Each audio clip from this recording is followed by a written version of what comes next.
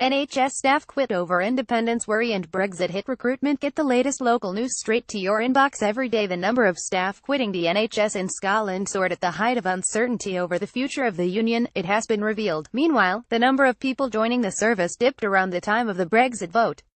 The figures, which show a continual rise in the number of people leaving the health service in Scotland between 2012 and 2017, are revealed in a BBC investigation into the impact of Brexit on EU nationals working within the NHS. It shows that EU nationals are leaving the NHS in England in higher numbers since Brexit than before it.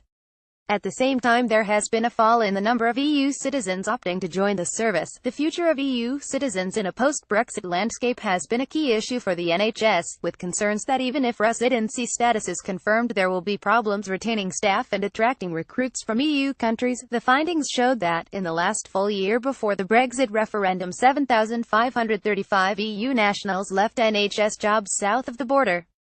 They made up 5.6% of all NHS workers opting to leave. That figure increased to 6.6% the following year and to 7.4% for the first 6 months of this year. NHS Scotland does not record the nationalities of people leaving and joining the service. However, the figures show that between 201,213 to 201,617, the number of staff leaving the NHS has gone from 9,164 to 11,481.